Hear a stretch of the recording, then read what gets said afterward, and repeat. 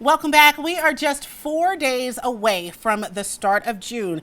And for the first time, the state of Rhode Island is recognizing Juneteenth as a state holiday. And while that holiday is just now receiving official state recognition, it is a well-established and celebrated tradition in many African-American communities, including here in the Ocean State. So joining me to tell us all about what you can do this upcoming month is Helen Baskerville-Dukes. She is Rhode Island's Juneteenth Committee President and Executive Director. Helen, I'm so glad you could make it. Thanks for joining us. Thank you so much for having me, Kara, and the ABC6 family. You're more than welcome. So for those who are unfamiliar, just kind of give us a quick synopsis of what Juneteenth is, why it's celebrated and important in the Black community. Right, so Juneteenth is the emancipation of African slaves here in America, of course, the 1865.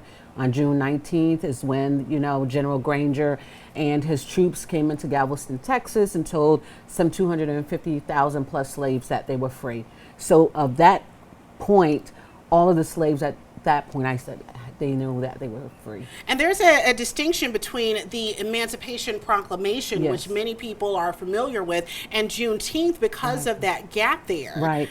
So it's a 2.5-year gap. So it was passed in 1863, and it took 2.5 years for it to get to the rest of the slaves to be notified that they were free. And so why is it that so many people celebrate that to this day? And how are we celebrating here? Right. Oh, no, it's important because Black history is American history, and of course Black history is surrounded around slavery. So because of the emancipation and the commemoration of the African slaves being free, it is necessary that we remember how far America has come.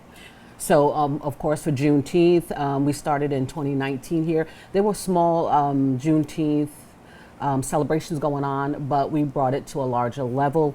And here in 2019, we started with a festival, and then we started adding on other events such as an awards gala where we celebrated grassroots business people and organizers and all the wonderful things they were doing in the community. And then we began to, after the gala, we added on Youth Day, which we focus on. We have some pictures, great. We focus on literacy and closing the literacy gap amongst African American youth. And then we also added on this year, I'm so sorry. No, it's fine. I want to take a look at some of the pictures that we do have up on the screen and just highlight some of the unity that is expressed there. That's very important as we look ahead to the first time that the state of Rhode Island is celebrating this particular holiday here in the state.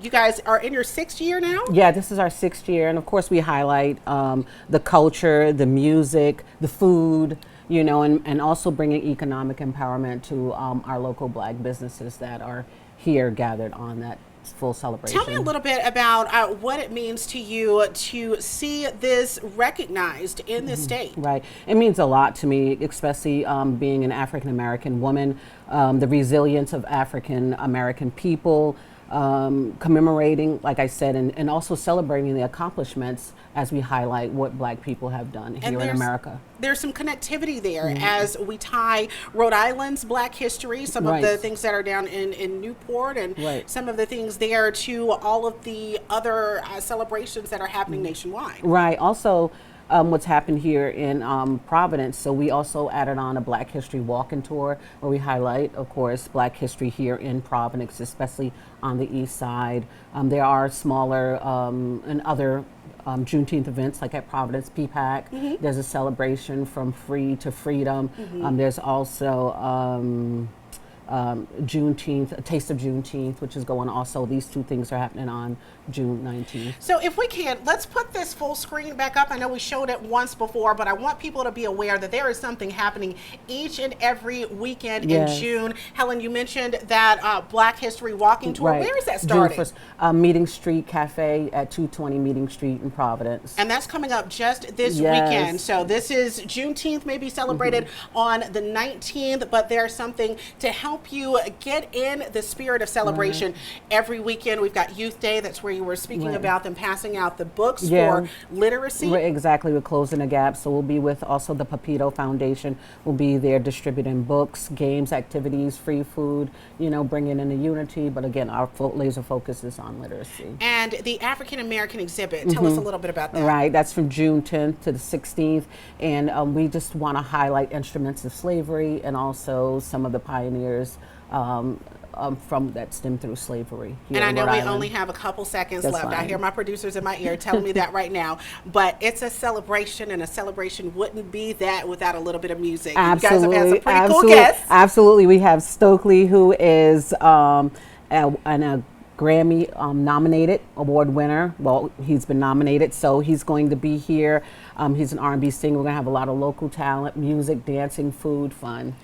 Fun. That's how you wrap it up. Fun for a good cause, reminding us of our history and keeping that at the forefront. Really quickly, let everybody know where we can find more information about this and connect with you. Oh, sure. Juneteenth, ri.com, JUNETEENTH, ri.com. Thank you so much, Helen, for being here. We appreciate you.